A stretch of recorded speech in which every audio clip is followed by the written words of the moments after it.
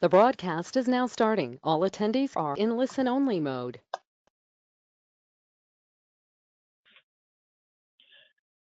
Yes, good morning, and welcome to the Soil Advisor webinar, Importance of Aggregation for Soil Health, brought to you by the Illinois Soybean Checkoff with some support from the North Dakota Corn Board and North Dakota Soybean Boards. I am Dan Davidson, and I work at the Illinois Soybean Association, and I'm moderating today's webinar. Some housekeeping details. If you included your CCA number when you registered for this webinar, and you stay with us for the entire presentation, your number will be automatically submitted for one CEU in soil and water management. If you're listening to the recording of this webinar, you will need to go to the Certified Account Advisor website and log into your account and apply for a self-study credit. During the webinar, you can see the dashboard over on your right. You can ask questions using the chat feature in the dashboard. We'll accumulate these questions, and at the end of the presentation, we will ask questions, and Dr. Abbey Wick will answer them. I want to introduce you to today's presenter, Abbey Wick. She's an assistant professor of soil health and soil health extension specialist at North Dakota State University. And you folks from North Dakota joining the webinar today, welcome, and thank you for attending. Abbey works with farmers on incorporating cover crops and reducing tillage, and develops statewide training programs for county extension agents. When it comes to using soil health bidding practices on farm, her philosophy is to keep it simple and select management approaches around on-farm goals. And you can follow her on Twitter at NDSU Soil Health. Again, on behalf of the Illinois Soybean Association and the Soybean Checkoff, thank you for participating in today's webinar, and I'm going to turn it over to you, Abby, to take it from here. Okay, great. Thank you, Dan. So good morning, everyone. I'm kind of excited to be talking about aggregates today because I've worked pretty closely with them for the last 20 years. And doing this webinar got me to dive back into the literature, the more recent literature as well. So I'm hoping to just kind of show you some of how aggregates form, how they stabilize, how they disintegrate, talk a little bit about expectations for aggregation in a field setting, and then go into a little bit about biological and physical benefits of aggregation and some management impacts. So one of the things the reasons we're talking about aggregation today is because aggregates respond to changes in management. And they're really easy to see. So oftentimes you can do a lab analysis, but a lot of times if you're looking at your field and you want to evaluate whether your aggregation is improving because you've changed to a soil health building practice, it's really easy to see. And then there's all sorts of new research coming out all the time. So I feel like we're continuing to learn about aggregates as we find new things with biological aspects in the soil microbial communities and looking at how they interact with aggregates. So I'm not going to spend a whole lot of time on the management impacts in this webinar because I feel like we see a lot of that in other webinars and other presentations for the ideas of reducing tillage, increasing diversity. A lot of those principles are out there for soil health, so I want to talk a little bit more about specifics of aggregation. So we'll get started. Let's see if I can get this webinar to advance. Oh, okay, there we go. So what are soil aggregates? I'm going to keep this picture up because it really is a nice example of a large aggregate, or a macro aggregate is also what it's called. So you can see some really nice organic material within this aggregate, some plant and microbial and animal-derived debris. You can see some primary soil particles like sand, silt, and clay being incorporated into this aggregate. And they're this material and these particles are adhering to each other more strongly than they are to the surrounding soil particles. And that's what makes an aggregate, the ability of these particles to form and adhere to each other and create small packets of soil within the soil profile that serve a variety of purposes. In the aggregates I'm going to talk about primarily today, we're going to look at organic material as a major binding agent. There are a whole suite of other other materials that help form aggregates, chemical stabilization and approaches like that, but we'll focus on the organic material because that's probably one of the most interesting as far as a biological standpoint. And this is really where organic material in the soil, organic matter, is serving as the nucleus for aggregate formation. So microbes attack that organic material to decompose it. Because of that, they secrete glues, they glue soil particles together, and then aggregates are formed. So that's kind of a neat way to think about aggregate formation. So when you're checking out a field and looking for management changes, this may be the size aggregate that you're looking for, or building of this type of aggregate in your system. So I want to also show some X-ray scans that we've done of aggregates. If you're a real aggregate nerd like I am, you've probably looked at doing some kind of scans of them. So on the left-hand side, we have an aggregate that you can see has a lot of organic material in it. The appearance of the aggregate is somewhat different. And then on the right-hand side, we have another type of aggregate that you may see in the soil. And I think of these as kind of functional on the left-hand side and maybe not as functional on the right-hand side. So with the functional aggregates, we're looking at all this different pore space and connectivity in here, which creates great habitat for soil microbes to do their thing in soil. So you have all this space, you have organic material within the aggregate that microbes can feed on, and this aggregate just has more of a biological function. It's still serving the purposes of helping building pore space. It's helping for water and airflow in the soil. It's giving a little bit of more stability to the soil for trafficability. But it just has a little bit more function to it biologically than this aggregate on the right, where it's really dense and there aren't roots going through it. There's just these small pockets that may be a habitat for microbes, but maybe not as much as you'd find in this aggregate on the left-hand side. So there's the one on the right-hand side is still serving a purpose by building some of the pore space for water and airflow, but it's just not as functional as the one that maybe you would have on the left-hand side in the soil. But aggregates are based on function, and so I want to talk about this size aggregate here first, because there are different size aggregates. So if you're looking closely at the soil, you'll see smaller aggregates and larger aggregates. But the microaggregate, or the smaller aggregate, is really its primary soil particles that are pulled together to form these microaggregates that are generally less than 250 microns in size, so they're very small. But they're physiochemical forces and really persistent binding agents like humified organic matter and other complexes of polyvalent metal cations and things like that are holding these aggregates together. So they're highly, highly stable. And then on the top here we have macroaggregates, which are greater than 250 microns, and they form with organic debris. So the picture we saw earlier of an aggregate is a really good example of a macroaggregate. So things like fine roots will wrap around these soil particles and help stabilize them. Fungal hyphae have been shown to be really important. Soil microbial glues will help stabilize this aggregate. And so these are the ones that we're looking for, the macroaggregates, for changes in a system. But the really cool thing, and this is something that I looked at in my research, a decade or however long ago it's been, but that these microaggregates will form within macroaggregates. So the longer this macroaggregate persists in the soil, you can actually form these really stable microaggregates within it, and that's called aggregate hierarchy. So these aggregates form within the macroaggregate if the soil is not disturbed, and they'll stabilize and they'll really create a long-term form of carbon storage in the soil. So the carbon protected with each of the size classes varies in level of decomposition, but the macroaggregates really have kind of a double function of one function, built by roots and fungal hyphae to stabilize the aggregate, and then building microaggregates within the macroaggregate. So it's actually pretty cool. They're very complex. You can also break aggregates for research reasons into size classes. And so I put a couple examples up here of two scientists who have done a lot of work in aggregates. Dr. Johann Six, who, when I knew him, he was at Colorado State University, and then he went to University of California, Davis, and now he's in Switzerland. And then Julie Jastrow, who is in Illinois at the Argonne National Lab.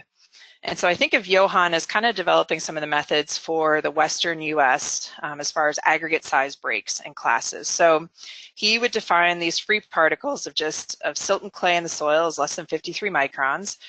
Then his microaggregates are 53 to 250, and then he has small macroaggregates and large macroaggregates. So pretty simple, and I think that comes from the climatic conditions in the Western US that maybe wouldn't form aggregates as much as maybe in the Eastern US, where we have higher precipitation and warmer temperatures, mainly the precipitation. So Julie Jastrow out of Illinois is the one who defined many more size classes for her aggregate work. And you can see they all kind of hit the same area with these microaggregates being less than 250 or so, and she's got some here that are kind of between the microaggregate, macroaggregate size, but then she has a lot more of the larger macroaggregates that she's been doing in her work. So whether you follow Johan's methods or Julie's methods, both of them have been excellent and outstanding scientists in the area of aggregate research. But here's just some stuff that I've done visually. So a lot of what I do in Extension now is try to help people visualize what aggregates may look like in the soil and what is beneficial and what may not be beneficial. So, so here's an example of some fields that I sampled here in North Dakota over by Lisbon, for those of you that are from North Dakota.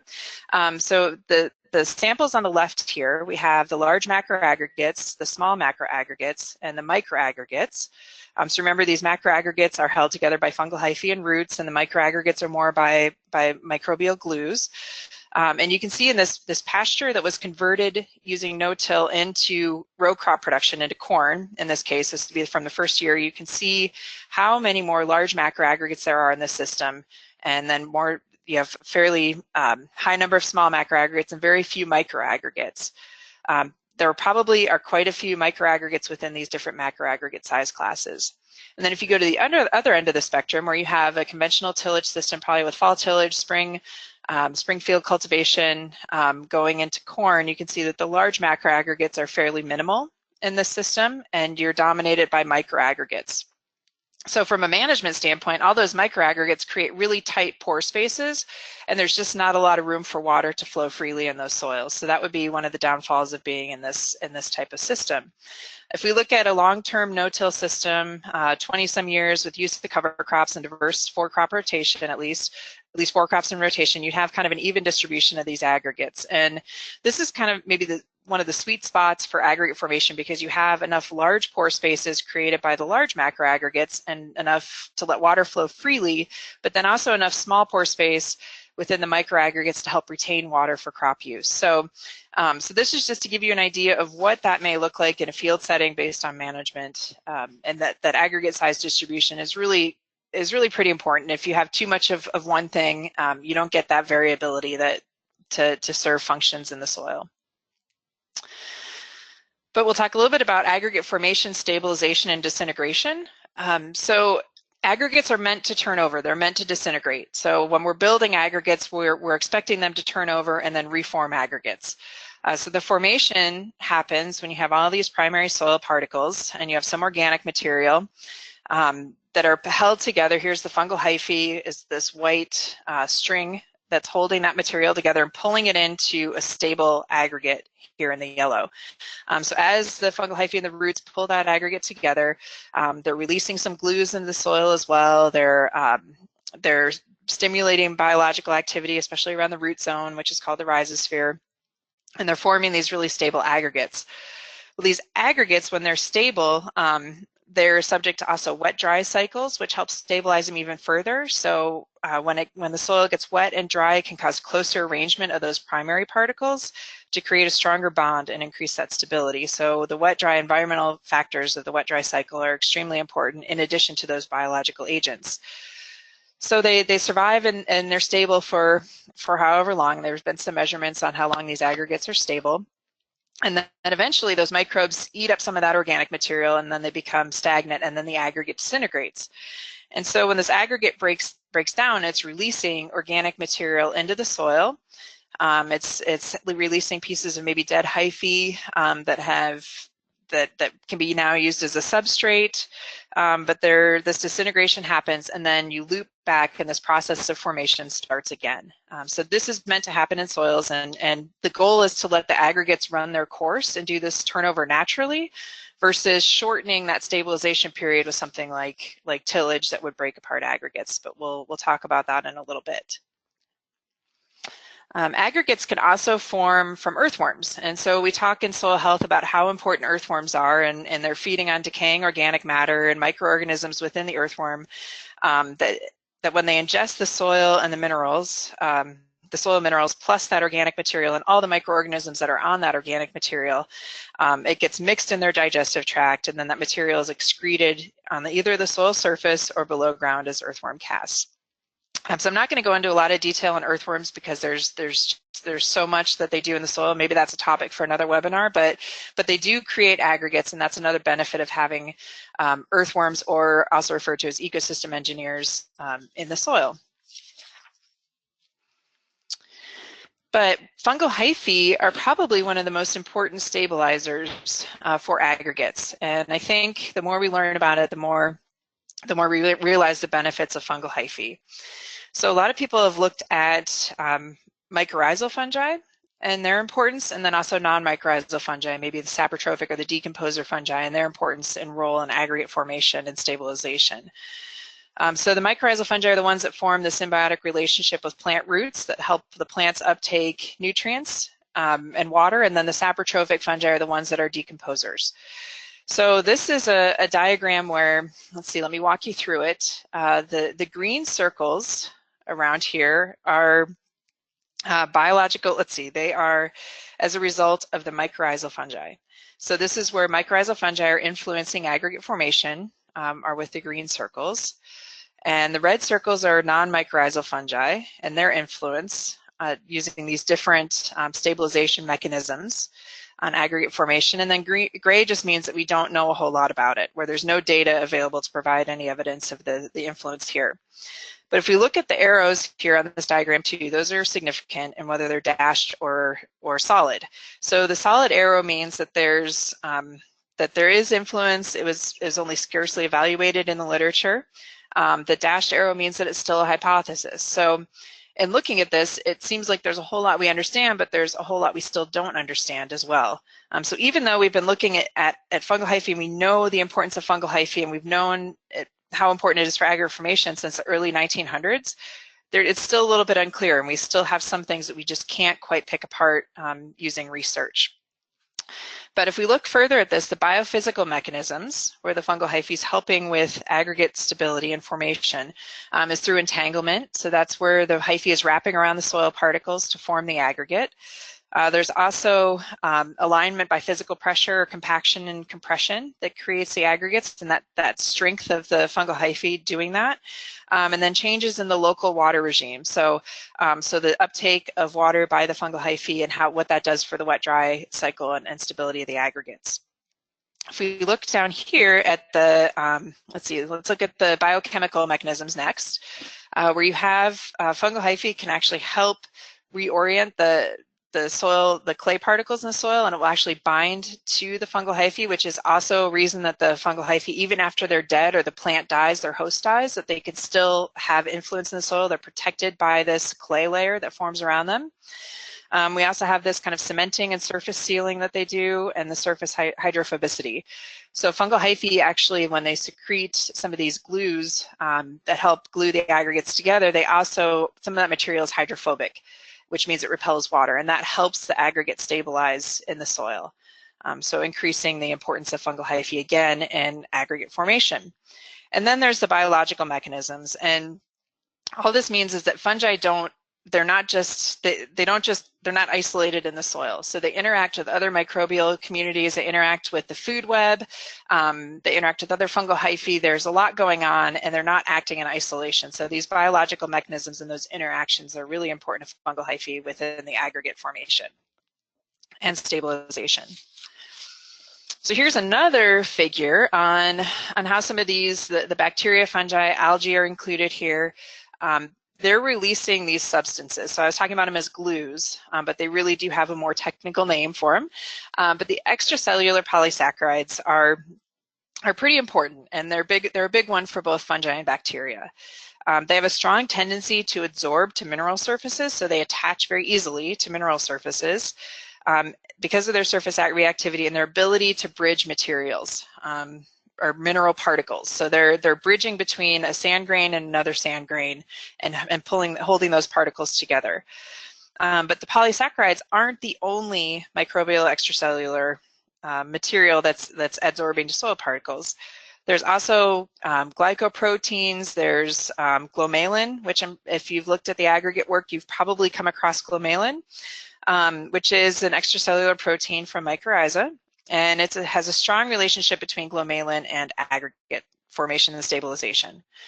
So there is some literature out there that says that maybe it's not as important or as efficient as we think, but there's also a lot of literature saying that it's a really important key to aggregate formation and stabilization long term.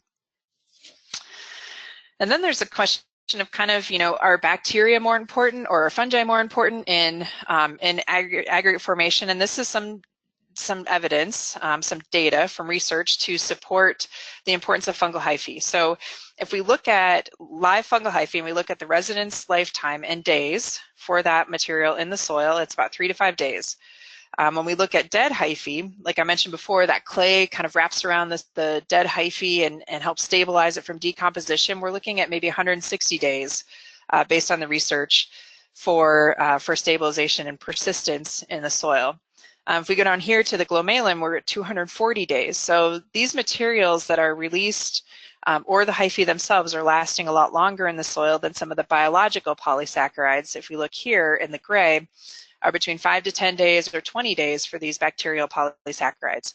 And so I think that longevity of the material, the fungal hyphae, plus the material that they leak out into the soil to stabilize aggregates, I think that's why they're so important for aggregate stabilization. So I think we could also think about, it's nice to think about, can we add something to the soil? So we're relying heavily on the microbes to do the work to stabilize aggregates, but can we add something to the soil to help manage it and to build soil aggregation? And here's a diagram where we have time on the x-axis so the input date when the material is applied, the weeks, months, years, and then aggregate stability on the y-axis. So if we look at if we're just stimulating the microbial community and relying on them for aggregate formation, we see that there's a really nice response of aggregate stability from microbial cells in the short term, in weeks. And then as humic substances, stable humus, are formed through the decomposition that those microbes are doing, we see a really nice stability of aggregates in terms of years. If we're adding something like green manure, you see a very short response. You see a lot of aggregate stability, but it's a very short response. If you start looking at buried straw, you can see an increase and then it drops off. And then here's this, well-decomposed manure, or I think of maybe compost in the situation where you're adding that material. The aggregates are slow to respond, but if you're looking for a long-term way to stabilize aggregates, you're going to do a really good job with something like compost. It's going to help in the terms of years. But if you look at maybe this combination of stimulation of microbial communities and building a fungal hyphae, plus then the addition of compost or well-decomposed manure, that you may be really getting a nice combination of formation of stable aggregates in the future. So now we talked about how aggregates stabilize and how they form and stabilize, but we need to talk a little bit about how they break down so that we understand that process as well. So here's an example of an aggregate, and we look at, here's a breakdown by raindrop impact. So when raindrops hit the soil surface, they can disperse aggregates if they're not highly stable. But like I said, that fungal hyphae creating that hydrophobic water repellent surface can really be helpful in this situation for reducing the impact of raindrop on soil aggregate disruption or disintegration. We have some clay differential swelling. So in high clay soils, like we have a lot of those in North Dakota, the shrinking and swelling, the expanding can break apart aggregates. Here we have the clay physiochemical dispersion where like sodium in the soils. So anyone that has some sodic soils, which we also have in North Dakota, that sodium can get in there and it can disperse these aggregates and release the organic material on the inside. But slaking is one that we talk about often. And I'll show you the example of the slake test that NRCS does. I'll show a video of that in a little bit. But slaking is, the water moving into that aggregate and displacing the air within the aggregate. And so, slake-resistant aggregates have a slower water movement into them that doesn't burst them apart like something where you're replacing that air very quickly with water. So there are different ways that these aggregates break apart. And then there's also the influence of tillage and our management practices on how aggregates break. So let's walk through this diagram. If we're looking at fresh residue coming into the soil, here's some organic material being incorporated into a macroaggregate at time 1. So this is the start of the aggregate being formed. You can see that it releases some CO2, the organic material is being decomposed. Here's that microaggregate forming within the macroaggregate, and still some organic matter protection here at time 2. So if you do some tillage, you're shortening this cycle where you're breaking that aggregate apart. Either at this stage where the microaggregates are just starting to form, or where there haven't been any formation of microaggregates within the macroaggregates, you're getting a big flush of CO2. Those aggregates are now in their primary form, and then the aggregate binding and stabilization occurs all over again. So in a tillage system, you are in this loop, and that's where your aggregate formation is. If you're in a no-till system, you would have where you start forming these microaggregates in here. You get some CO2 release again. For along with time, you get more microaggregates within macroaggregates for really nice stabilization of long-term soil organic matter, soil carbon. And then when that organic matter becomes so complex that it's hard for that microbes to decompose it, then you get reduced microbial activity and the aggregate naturally breaks apart, releasing some organic material to the soil, some microaggregates. Here's some other material as well, and then you get this aggregate formation all over again, and it follows this loop in a no-till system. So you're getting more benefit of building the long-term microaggregate within macroaggregates for long-term carbon storage, organic matter storage, and getting those benefits of organic matter long-term. So enough with the figures. I think we understand kind of the formation, stabilization, and decomposition of aggregates pretty well now. But let's get into some expectations for aggregates.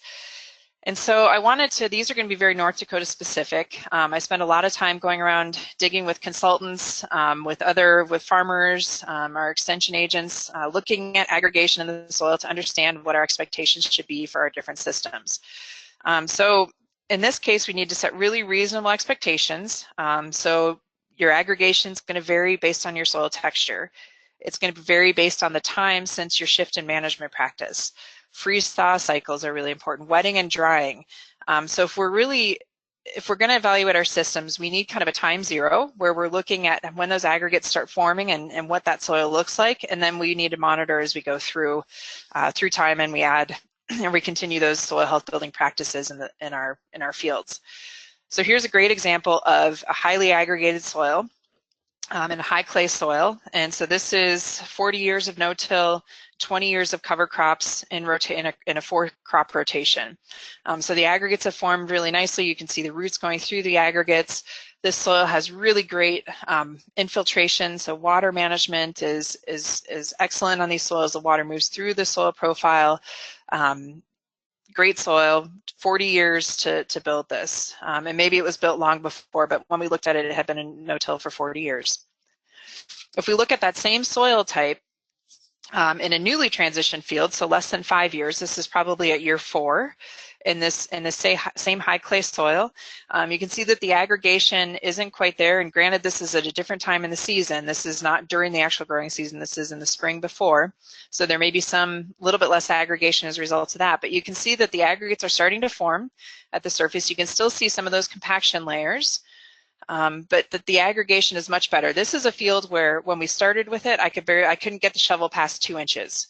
It's a very hard soil, but once we got the cover crops in rotation, went to no-till, diversified our crop rotation, the soils really started transitioning very quickly because of all the clay in there that can help form the aggregates. Here's the other spectrum, looking at a sandy soil. So in a long-term sandy soil fields, that we're looking at aggregates form in a very different way because they don't have the clay in the soil, the clay content, to help stabilize the aggregates. So in this field, that's probably 18 or so years of no-till with about a dozen years of cover cropping. You can see that the aggregation has formed. There are still some earthworms in here, so you can tell that the organic material in the soil probably has helped retain some moisture so that earthworms can persist in that soil. but that's what a sandy soil would look like. It looks very different from a high clay soil. If we're looking at a newly transitioned field, just a couple of years since they went to no-till and use of cover crops, you can still see that the aggregation hasn't quite formed yet, and there's still some of the platy structure with the compaction that was in this field. But again, very high sand, some gravels in this field. This is obviously the top of a knoll within the field, but everything's working in there. We've got the earthworms working. We have the roots coming in from the cover crops, and so we're starting to see that transition. But our expectations in a sandier soil for aggregate formation are going to be a little bit lower than what they are for a high clay soil, just because we don't have the clay there to help form those aggregates. But what we do have are fungal hyphae.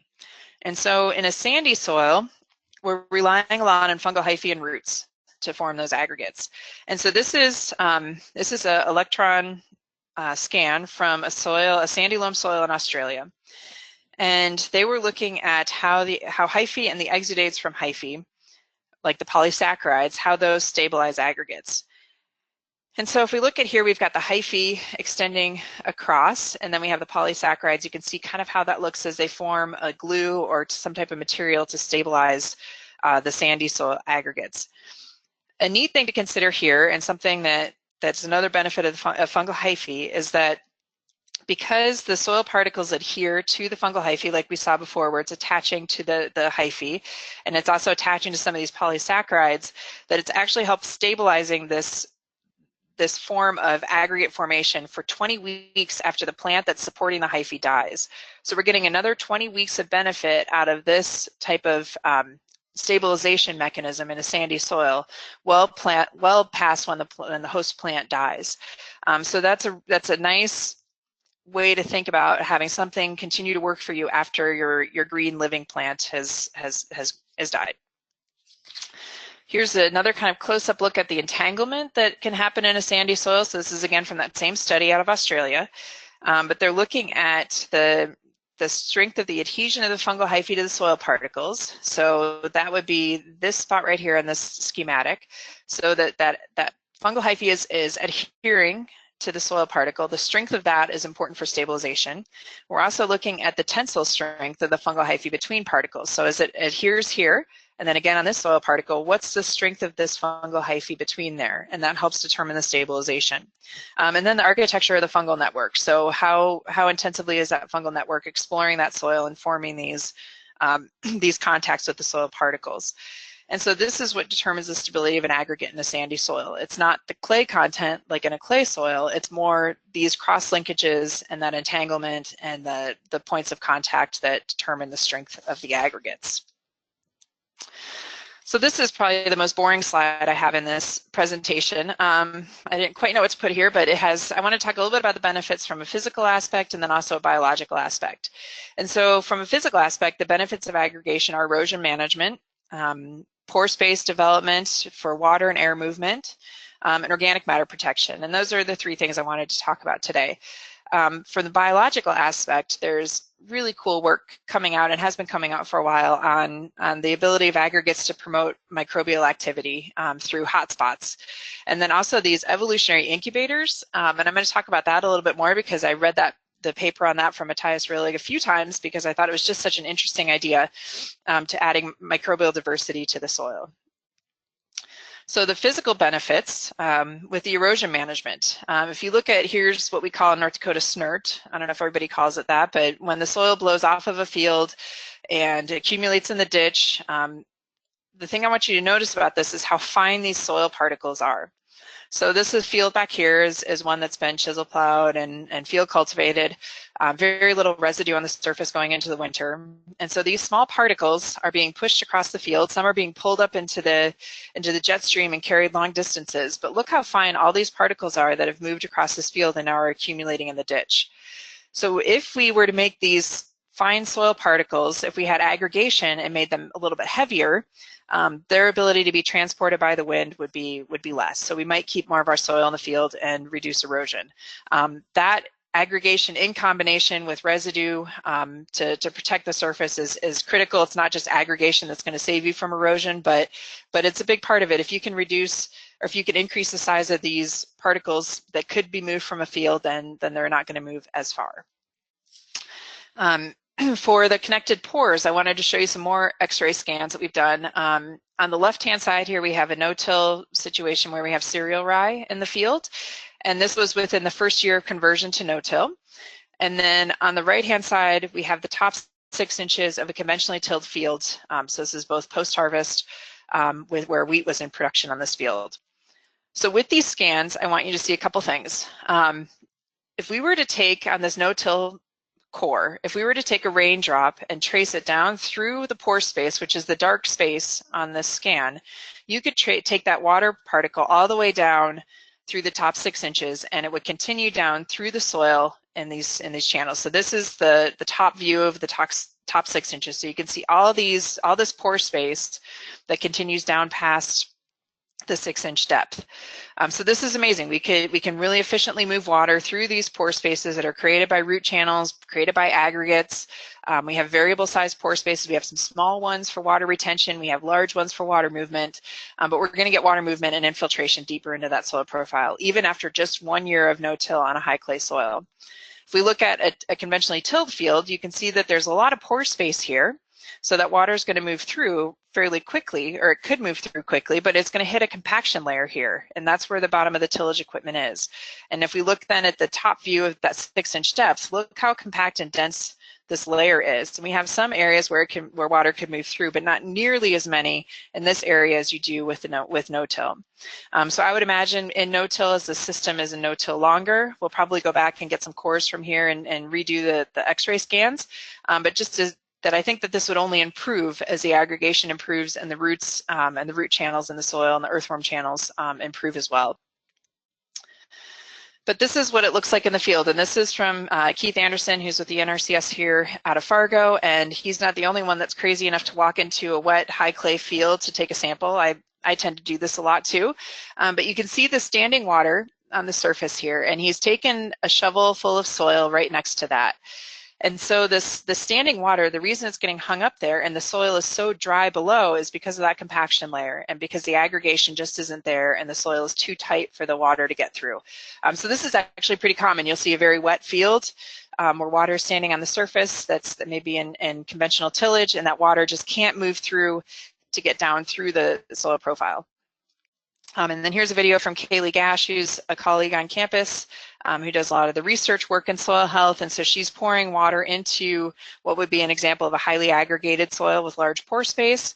And then she pours water into an example of what would be a system dominated by microaggregates where that water has a difficult time moving through that soil. So you can see the water move through what would be maybe the side of the jar or preferential crack, but a lot of that soil remains dry. And that's what we're seeing in the field. Another example I wanted to take you to, one of the fields that we've worked with pretty closely and are watching closely as it transitions through no-till. So on the right-hand side, we have 5 years of no-till with cover crop use in every parts of the rotation, a 4-crop rotation.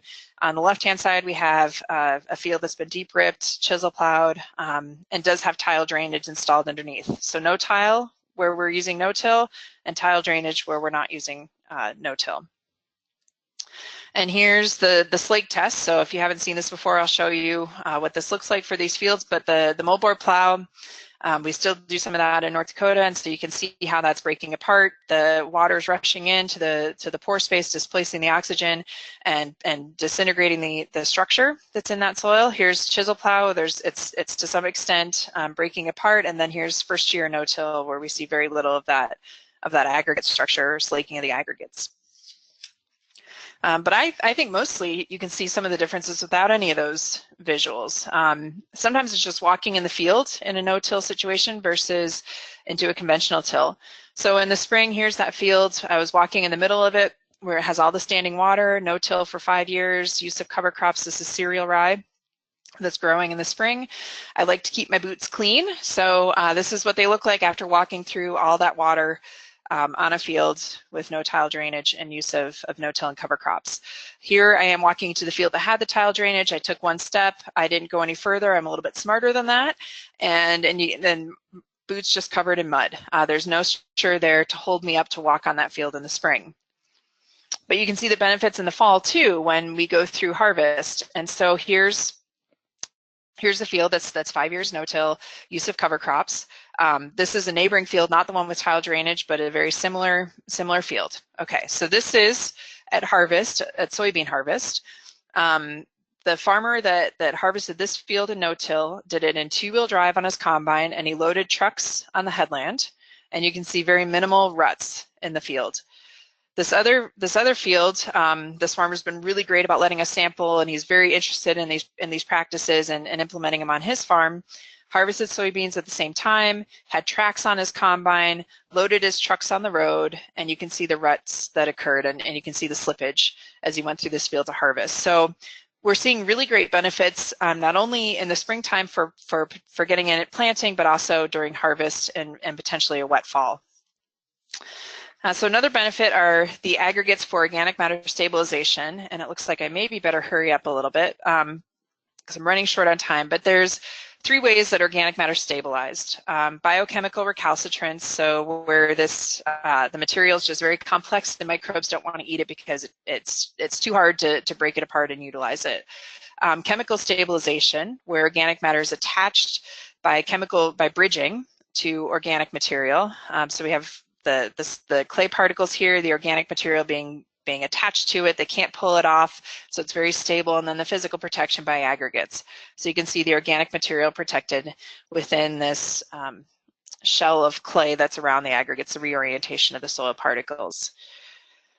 So if we look at that, look at that organic material within the aggregate, being protected by the aggregate, and what that organic material looks like on the outside of the aggregate. Here's that same example I showed you before with the aggregate size distribution. So we have the pasture that was converted to row crops. We have conventional till, and then we have no-till with cover crops. And so I suppose about 20 years of no-till is what I said before. So this organic material here is what's between the aggregates, so it's not protected. And then here's the organic material that's actually protected within aggregates. And so we have lab procedures. We can break these 2 apart and look at the carbon and nitrogen in them. We can look at the isotopic composition of them. We can do all kinds of things with these samples. But look how much material is here for both the protected and the available in the pasture system versus conventional tillage, how those pools are being depleted. And if we look at no-till, we don't have as much in the available pool as we would in a pasture land, but we have different inputs. We have crops in rotation, not grassland. So, but we still have a lot of organic material being protected within the aggregates, as well as organic material available between the aggregates to stimulate aggregate formation. And here's what it looks like just so you can get a top view of it. This is the material between the aggregates, and so you can still almost identify what that material is. Like this may be a root, and this may be some litter from the surface, maybe part of a corn stalk or something like that. But the highly decomposed material protected within aggregates, you can't identify what material created that. It's been so decomposed by microbes reacting with it or decomposing it on the inside of aggregates. So carbon percentages are different of this material. C/N ratios are then going to be different as well. So more of a 15:1 ratio where it's more decomposed, getting towards the C/N ratio that we would expect in a biological community. There's also hotspots. Let's talk about some of the biological benefits, these hotspots that exist. So if we look at, here's the detritosphere, so that's the organic material on the surface, and there's obviously a lot of microbial activity occurring in that zone. The rhizosphere, which is the thin layer right around the roots, where the roots are leaking materials, the microbes are utilizing those materials, they're signaling each other. Very active zone of the soil. And then the biopores, where we have really nutrient-dense earthworm casts that roots may follow to get some of the nutrients. But here's another example on the aggregate surfaces. So we've talked about all that stuff going on within the aggregates and the organic matter being protected in there, but we also have leaching of organic materials from the litter layer that are accumulating on the outside of aggregates and really stimulating and creating hot spots in those areas. So a lot going on the outside of aggregates, a heck of a lot going on in the inside of aggregates. So this is a concept that I think is really cool out of Matthias Rillig's lab in Germany. And he's been looking at aggregates as microbial community incubators. And I think this is an idea he has out there where he's looking at the formation, the stabilization, and the disintegration. Again, so the stabilization part is where these aggregates are creating space for a unique space for microbes to live within. So there's a lot of variability that occurs within an aggregate. It's a very heterogeneous environment, not only in oxygen levels, so you have some anaerobic pockets and also aerobic pockets, but you have different substrates that are in there. You have the microaggregates within macroaggregates. So as these aggregates are formed and these microbes are pulled into those aggregates, there's a lot of opportunity for those microbial communities to change and potentially become more diverse within the communities before the aggregate disintegrates and releases those microbes into the soil. So let's zoom in on this green part, the stabilization part, and look at what he's talking about with the incubators. So if we have, and I'm going to have to look at some notes for this because I'm oversimplifying it because I'm not a geneticist. I'm certainly not as good as these guys, but when aggregates are formed, it's the founder effect. So they're pulling in the original soil microbes that are being pulled into the aggregate as it's being established. Then there's this incubation phase within the aggregate where you have some genetic drift and maybe some natural selection that makes those microbial communities less diverse. But you also have some mutations that may occur that would make them more diverse and increase the diversity because of that environmental heterogeneity within the aggregate. And this process, this incubation phase, is occurring in all the aggregates that are in the soil. So each aggregate may be creating a totally different space for this incubation phase to occur. So this is happening simultaneously in the soil. It's creating a lot of diversity. And then when those aggregates disintegrate, they're releasing those microbes that they potentially changed the microbial community. Those microbes now are being released into the whole soil. And so then they're subject to environmental conditions after that. And those conditions may differ greatly from what was on the inside of the aggregate. So if we're thinking about diversity in our systems, this is really a nice function of aggregates to increase diversity within microbial communities. So I'm going to touch briefly on management because I think I'm running out of time, and I'm sure Dan will let me know when my time is up, but the idea of reducing tillage is one management approach for building aggregates. So this is a study by Julie Jastrow. It's from 1996, but this is one of the figures and some of the information that's been persistent in aggregate research. So she did a great job looking at how the large aggregates promote carbon increases in soil. So she was looking for a connection between macroaggregate formation and whole soil carbon increase, and she found that relationship. So the macroaggregates are incredibly important in this prairie restoration chronosequence in Illinois. So time since tillage, so this is a tilled system all the way up to virgin prairie. And she looked at how the microaggregate formation first really facilitates the accumulation of organic carbon within that soil. So that shows the importance of macroaggregates in their formation. Now she did further studies on this where she looked at what's building the macroaggregates, and she found the most important component is mycorrhizal fungi, had the strongest direct effect on the percentage of water-stable aggregates, and then fine and very fine roots influence the macroaggregate formation, which we know based on the function of the aggregate, but this is part of the work that defines some of that. She found less of an influence from microbial biomass carbon and soil organic carbon for the percentage of macroaggregates or water-stable aggregates. So the fungal hyphae coming in, the fine roots, creating those macroaggregates, helping build carbon in the soil over the long term is a pretty, that's how we know that reducing tillage and building that macroaggregate structure is really important. There's also some work on diverse inputs out of Stuart Grandy's lab at University of New Hampshire, looking at monocultures versus high diversity crop rotation. So monoculture would be a corn on corn. High diversity would be corn, soy, wheat with red clover as a cover crop and also inclusion of cereal rye as a cover crop as well. So you get this formation of these mega aggregates or also macroaggregates. You get the biological activity within those aggregates that increases the microbial byproducts, increasing microaggregate formation within the aggregates, and look at the results of the carbon accumulation that they have in a diverse system. For their soil organic carbon, 10 micrograms per gram, and total nitrogen versus the accumulation in a monoculture. So we see increased soil organic carbon and nitrogen stocks in soils that have a diverse rotation or diverse inputs into the soil. They also found that there was a 33% increase in sand-corrected soil carbon, which that just means that they looked at the carbon, they corrected for the sand content across the samples to level the playing field. So they found a 33% increase in soil carbon and diverse rotations compared to monocultures. They found increasing rotational diversity changes in the microbial community structure and activity, leading to aggregate formation, and a positive correlation between aggregate stability and fungal abundance. So again, expressing the importance of fungal hyphae in aggregate formation and stabilization. So we know now that, that soil aggregation really is a primary component of soil health. We've talked about the formation, stabilization, and disintegration. We kind of have ideas for expectations based on texture and time, physical and biological benefits, and a little bit on management. So I hope that this webinar has helped clarify some things and maybe bring some new ideas about aggregates to each of you that listened. And I suppose, Dan, if there are any questions that people have, I'd be happy to answer some of those now if we have some time.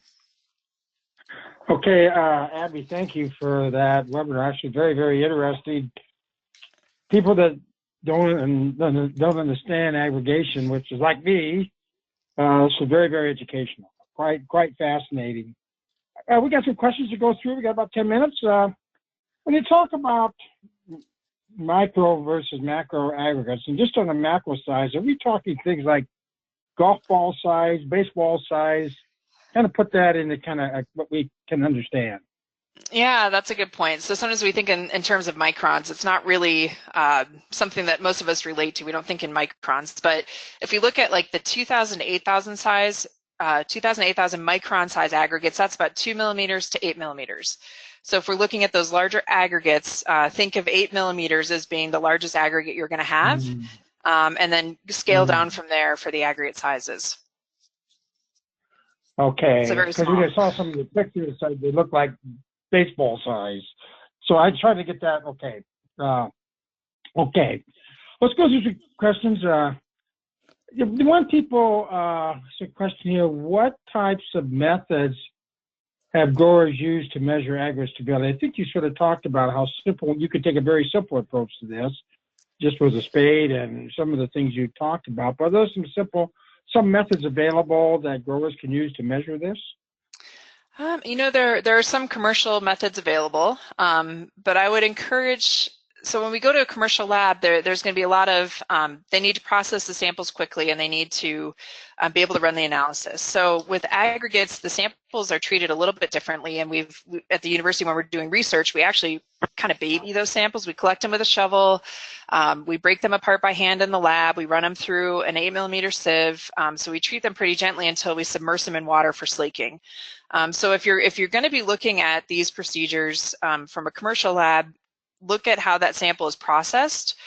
Is it processed traditionally like they would for a fertility sample, or is the sample prepared in a different way? So that would be the first thing if you're going to send it off to a lab. But I think a lot of what we can do would be, I mean, even some of the stuff we've done in the field, you can go buy a little strainer from the grocery store and you can pull a sample, air dry it. So pull a sample with a shovel, air dry it, break it apart a little bit in your hands, and then put that sample in that sieve, and then just dunk it in water for 2 minutes. And that will give you an idea of stable aggregation. So we don't need to be super complex in doing this. You could even probably see some of these aggregates in the field just when you pull it up on a shovel and just be looking for those different size classes and looking for the roots that form within the aggregates and the ones without that would be smaller, like the micro aggregates. So there's not, you know, outside of a university setting, it's probably not quite commercially available yet, but I think a lot of labs are working on it. So when we're measuring aggregate stability, you know, like we see the slake test, are we measuring micro or macro aggregate stability? So that ends up being defined by the size of the sieves that you use in the lab. So oftentimes, like say you're going to buy a strainer from the grocery store and look at slaking and what's stable in there, you're probably going to be looking at macro aggregates, and those micro aggregates are going to go through the sieve, and you're not going to be capturing those. If you want to, like in the lab, what we would do is we have several different sieves as far as size classes. So depending on whether you go with like Johann 6s or Julie Jastrow size distribution, you would pick those sieves. So in my lab, we have a 53 micron, we have a 250 micron, and then we have a 2 millimeter sieve. And so whatever we capture on that sieve and what goes through defines the size classes for us. And then you would test those independently of each other. Right. You would collect some different samples, and then you would run that process on each of the samples, and then get a dry weight off of that. But at each sieve collection, you would measure that slaking in each fraction based on Right. size, correct? Right, Okay. because each of them are exposed to water. They're all sitting in a tub of water. So the slaking is occurring as the samples sit there in that water bath. Okay. What kind of time frame are you talking about in a no-till system from what the person wrote, T1 to T4 in the micro to macro aggregation? Oh, I think that's why they put T1 and T4 because it's going to vary for every soil type, and so, and it's going to vary for every climatic condition. So in a a temperate zone versus a tropical zone versus a colder area, and then again on soil texture, all those things are going to vary, and so I think that's why they keep it pretty simplified as just a time 1, time 2, time 3, and they've done some work with like using isotopes or ways to, other ways to measure the duration of that carbon within those aggregates, and there's some numbers out there for it, and they vary. I think I have in my notes somewhere, but they can vary from a couple decades to 400 years or so, depending on the size class.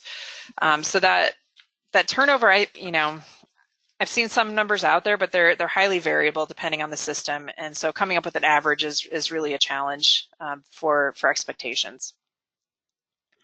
Moving on, can you elaborate on the effects of multiple fungicides, disease control sprays? I guess this person wrote up to 10 times a year on a season on the natural populations of fungi in the soil. Oh, that's a good question. I think we get a lot of those questions, right? So thinking about fungicide applications of soil, thinking about like, knifing in anhydrous and the effects on earthworms. I think, and this is just maybe more of a personal opinion, we're in the business of farming. And so what we need to do to produce the best possible crop and to protect that crop is what we need to do. So maybe each system is going to be different on those applications based on the resiliency of that system. But I think, at the end of the day, we need to protect the crop. And so if you're applying a fungicide to protect, the seed or the crop, then that's what's happening. And those communities will bounce back. I mean, it's just like thinking of adding microbes to a soil to stimulate microbial activity. Really, we should be thinking about, okay, let's stimulate what we have there, because that's what's used to that situation and that soil type and those conditions. Let's just stimulate what's there and bring that back. So I think we give ourselves maybe a lot more credit for being able to manipulate these systems versus what they just do on their own. But I think each system's going to vary, and as you get into these practices, these soil health building practices, it's going to change with time, and you'll know where you can back off on things like fungicide applications or what's appropriate for your system and your goals on the farm. We're going to take an extra 5 minutes or so, 6 minutes to answer these questions. These are good questions. I'm going to go next question. I'd like you to repeat the answer to this one. You already said it. Are there good ways for us to measure aggregate stability on a farm? Wet sieving is offered in some labs, think of Cornell, and Woods End has its own VAST method. What's a good way for a farmer to do it on his own farm, on farm? That's a great question, because it's sending them off for analysis sometimes isn't ideal, and it costs money too. And when I walk into a field, I can see a lot by just using a shovel and evaluating that soil. And so actually one of the things I'd like to do, since I can't walk in every single field with every single farmer, is to kind of, in a video or something, show them what I'm looking for in that soil when I pull it up on the shovel. Looking for the larger aggregates where you can see those roots wrapping around the soil particle. Looking for the smaller aggregates that are in there, seeing maybe if you can eyeball the proportion of each of those aggregate size classes. Looking at what happens to that soil when you run it through your hand and you squeeze it a little bit. How stable is that soil as it moves through, and is it smearing on your hand? If it's really wet, in a wet condition, is it smearing in your hand, or is it maintaining some of that structure and stability? And then oftentimes, you can assess aggregates just by walking on the field after a rain. Can you walk on that field after a rain, or can you run equipment out there? I think those are just some ways that you can at least get a ballpark idea. Okay. Moving on. Are there any downsides to increased or too much aggregation? To too much aggregation. So that's a good question. I think the system, the way that it's set up to naturally turn over, that the aggregates are going to regulate themselves. So, the aggregates will naturally turn over and create the ideal aggregation for that system. Because every time an aggregate turns over, it's releasing organic material for decomposition to drive nutrient cycling in a soil. And so naturally that system is going to have its own threshold of aggregation that it reaches, and it's going to turn over. So I think, I don't know if you could I don't know if you can get too much aggregation because the system's going to self-regulate. That's interesting. It could self-regulate that. Okay. Next question. How do you manage a farmer's expectations when they're trying to change their practices? What do you suggest as a starting point? Managing expectation. I think that's a lot of what we need to be working on now, because we hear of all these really fantastic systems that are functioning at very high levels, and so farmers that are just transitioning into this, I want to make sure everybody stays patient because these things take time. So, a lot of times we talk about comparing, your field that's transitioning to a native prairie system. Well, farming isn't being in the business of creating a native prairie. So what's realistic? And if there aren't any other no-till fields around you that have been no-till for a long time, my guess is that maybe there is something that's closed, because there are generally pockets of no-till out there. But, really just, gosh, the expectations is tough because we want to be reasonable. And that's another thing we need to work on. I mean, as our skill sets improve, and our ability to use these systems, and also our soils improve, then those expectations will change. So that's a really convoluted answer to it, but so there's no good answer, I guess. Here's an interesting question. I have clods from a 5-year no-till system, but with no cover crop. These clods have been drying for 3 to 5 years. When slaking, these clods melt very quickly. Are the aggregates basically decompose? Do the aggregates basically decompose because your microbiology is no longer present after this long time frame? Okay, so that's another good question. So I collect a lot of clods too. So my fellow clod collector out there, but that's a nice way to get a starting point for what that soil is like. And so I would think that, so even though some of these glues, so when you dry a soil, you're gonna reduce the biological activity, right? That's why we dry soils to store them, because we want that soil to be completely dry, so the microbial activity is highly reduced in that soil, because microbes require moisture and they require ideal temperature.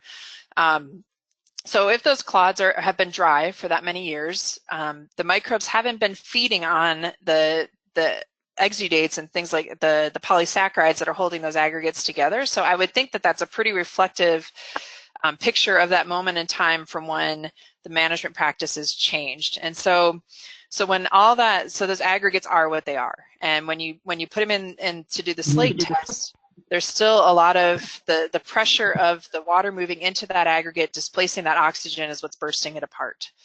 So I would imagine that would still be pretty reflective of just what that condition was at the time, without any degradation over the time it's been stored.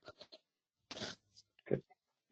What effect does fertilizer and vertical tillage, not conventional tillage, vertical tillage, have on soil aggregation, aggregate stability? Oh, another good question. So vertical tillage, I think I'll address that part of the question first. So vertical tillage, it would depend on when and how often you're doing the vertical tillage. So for example, if you're using vertical tillage when conditions are wet, which oftentimes that's what we're doing, right? We need to dry the soil out a little bit. There may be some smearing that would impact aggregate stability. But it's still going to be better than chisel plow, because it's slicing through the soil at a very shallow depth at a very high speed. So I think that the vertical tillage, it will affect aggregates, but I think that can be overcome within the growing season and the crop that's there.